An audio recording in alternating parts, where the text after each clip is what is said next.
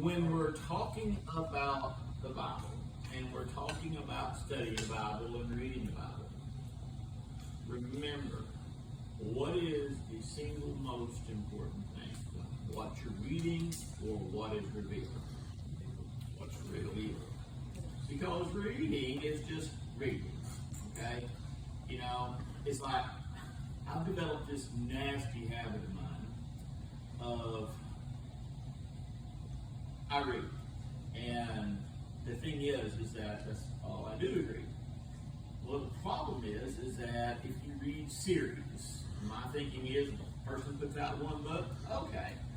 But if you see a series of books, and within this series of books, there's like 10 or 12 books that this dude's written, what's the odds on more than likely being pretty good? Not too good. Well, I'm going to disagree, because the books that I read, if I see series, they're actually decent, and I'll start reading into them. And they're, because it's a good, it held on. I've read some series, the guy puts out his first book. Now, there's a difference between a series and a novel. Yeah. That's two different things. I'm talking about the thing is, I'll read a novel, and nothing personal. Novels to me are like, because there ain't no killing, there ain't no mayhem, there ain't no evil robots, there ain't no magic, there ain't none of these things that interest me, David.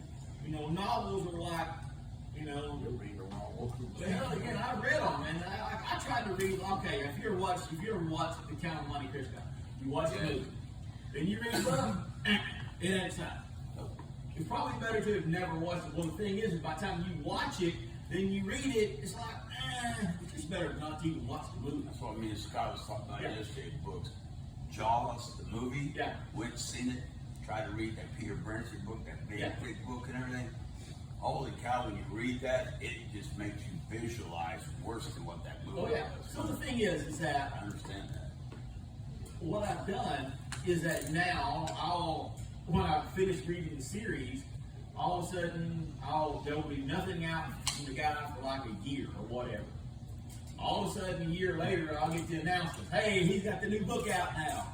And I'm like, great.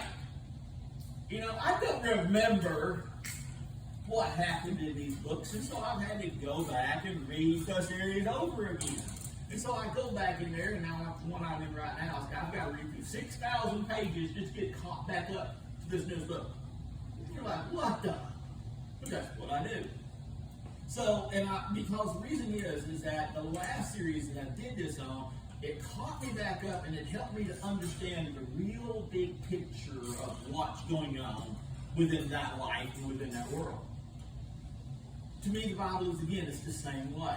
You have to catch back up to see the bigger picture.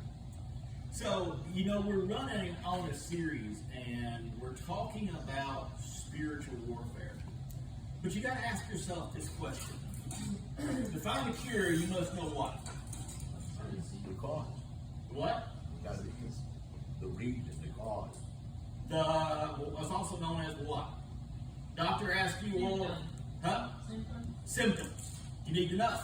So the thing is that you got to understand spiritual warfare. And that's what we're talking about. Why is it so important to understand spiritual warfare? Because again, the Bible says, like Paul said, there's a war going on inside me. That I want to do, I can't do. That I don't want to do, I do really good. I paraphrase that. That's okay. It kind of gets you the point. So the thing is that when you're going through this war, you got to understand, God is drawing you near Him. What is the enemy's purpose then? To keep you away from Him, to draw you away. Because why? There is a war. And it's not so much that Satan hates you. He don't hate you. He hates who? God. How do you hurt God? He can't attack God. Because what good would it do? No good. So then who does he attack? You know, you may hurt me all you want to. You attack my children, my grandchildren, what is on? I can tolerate anything pretty much you do to me. But you start saying things or doing things to my children or people that I care about, buddy, I'm going to rile up. So that's what's happening. But as well, one of the things that he does is like, consider the story of Job. He said, God says, have you considered my servant Job? He said, well, yeah, this guy, He's got it made. You know, you blessed him, you did all this stuff. Take your hands off of him, and then he will deny you. There is that other thing, is that, you know, he will come back and he's the accuser. And what he is, he stands up there, and not only does he accuse you of your failures, he goes up there and he kind of rats you out. Look at AJ. He denies you. He's not real. But not only does he do that to the Father, but you realize that your actions and reactions is your accusation against someone else. That God may be calling you to be a part of their life or to witness to, then all of a sudden you see these persons, you see this action, this attitude, and this person who's watching you, they do what? Now look at AJ, look at Artie, look at Monty. You know, look at his attitude, look how he acted, look how that's your Christian, that's what you want to be, is like him. So, when we look at the spiritual warfare, we got to understand, again, these are all symptoms, but they're symptoms of what? So, as an example, so that we must know the symptoms. So, we started this whole thing with fatigue. Fatigue is a symptom. It's a symptom. It's not the attack. It is the symptom of the attack. Then what is the attack of fatigue? What would you say? Stress. No. Stress is down here. Fatigue is what? Wear you down. How? You trying to carry more. Burning the candle at two ends. Yeah, but he's saying, cast all your burdens. Give him your burden.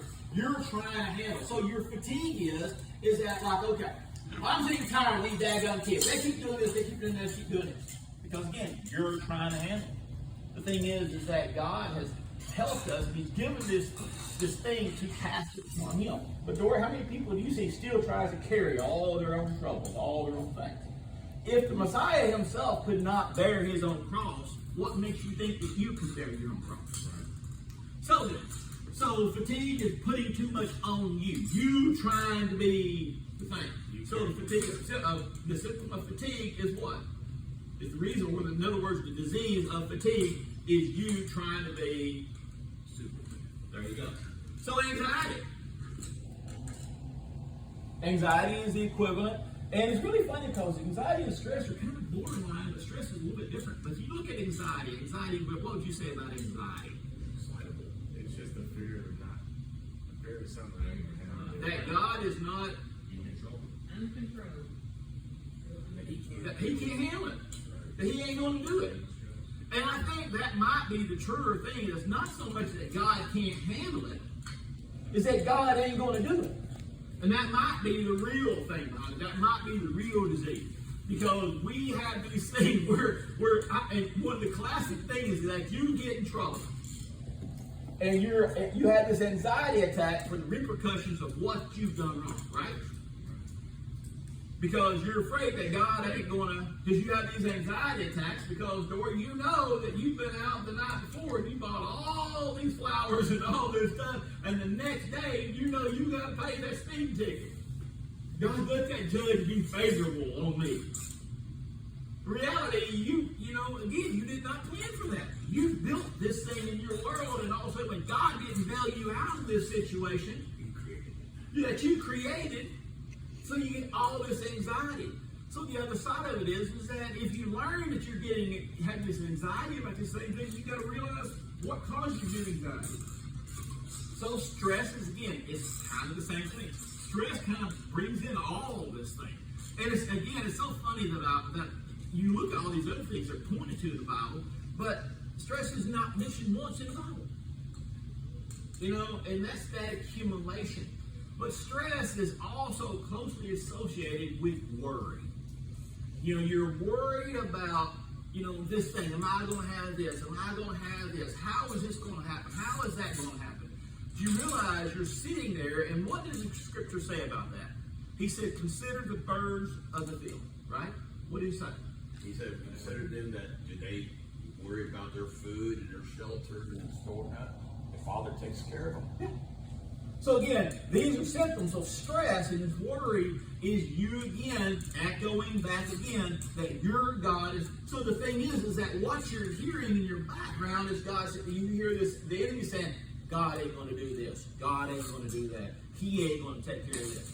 Well, again, you got to ask yourself this question. I told y'all this story years ago. When you get into ministry and you start thinking about ministry and you really surrender to the call of ministry, as you're surrendering to the call of ministry, you start building these scenarios in your mind. Well, where's my ministry going to take me to? And what's it going to do? And all of a sudden you start worrying that God's going to call you to Pine Bluff to be a missionary, or Africa to be a missionary, or anywhere. And you start thinking about all these things. And then my thing was that I've had friends of mine tell me, he says, I have this fear or this paranoia of poverty. I have a great fear of paranoia of poverty, that I will live, because I've lived that way before. And I don't want to live that way ever again. I don't want my children, my grandchildren to live in poverty. And so the thing is that that's always really attacked me, and I've always and so when I consider the ministry, you realize that when you consider the ministry, if you ever want to consider being a full-time preacher, you got to ask yourself this question. When you go see these churches and you see the pastor's names, usually in little flip cards on the sign, where you can tell it's been painted out a few times. Because you start having a big church and big ministry, get ready, because you don't know when that church, the group of elders going to go, well, hey, you suck. You talked about my sin today. You're out of here. You're constantly worried, and all of a sudden, you got that job. I've told y'all a story about a friend of mine. He had a job, praise and worship leader at this church, and he had a gravy job. Don't think the worst thing he had to do was weeding. That's the worst thing. The rest of the time, he just sit there and practice praise and worship and done all this praying and stuff. Didn't have a real job, but he finally had to go get a job at Pepsi, stocking Pepsi things. He said, "Well, that's killing me." I said, "Man, welcome to my world." He'd never experienced that before. But he had lost that big, cushy job as a preacher. And the thing is just like in your career. If you lose a big, high-paying job, if you lose that job, odds are you're not going to get another better job. Once you get to a certain point in your career, what happens to you when you lose that job? Start going down. And so here's this, these preachers, is that is not a very secure job, being a preacher. I'll tell you right now. Because again, we have these preconceived ideas of what God is going to do. You see these preachers having all this thing. And so I never wanted to be that kind of preacher. And so all of a sudden this dude walked up to me one day. He says, "Monty," he says, "can you believe that God's called you to full-time ministry?" Well, that's the goal of every preacher, to be a full-time minister. I don't know what I would do as a full-time minister. I don't have a clue what I would do. I would have to break things, to have something to do all day long. You think I would sit around and do Bible studies all day? Negative, Ghost Rider. That's how I fall asleep. Just do Bible studies. Sabbaticals. Yeah. Holy Land. Yeah, well, you need to do something like that. So you go on vacation, you go do these things. That's a sabbatical, fancy word for vacation. So this guy said, "Well, you believe that God's called you?" And I said, "Well, I don't know. I hope so." He says, "Then why are you not walking then?" I'm like, he says, "You don't think God's going to take care of you?" And I knew our debts at the time, and I'm like, I got too many debts. Well, you just don't believe God's going to take care of you. Take care of your debts. I said, God didn't cause my debts. Wisest words I've ever said in my whole life. God did not cause my debts. How do I expect him to bail me out of my debts? God does not cause your trouble. Your trouble is a repercussion of your choices. That's true. But we always want God to do what? Bail us out of our dumb decisions. What would happen if we would really think about our decisions before we made them? Do you really need this fancy truck? Do you really need this fancy thing? Do you really need this? Oh, I want this. Well, want need is two different things. So, we look at these symptoms. So, now welcome to the great I am. The next one would be what? What would you think T would be? Now remember, these are symptoms. These are symptoms. And this is not the old 60s sober either. The temptations. Temptations. How is temptations? How is it that you are coming under temptation a sign Michael, of the spiritual warfare. How is it that you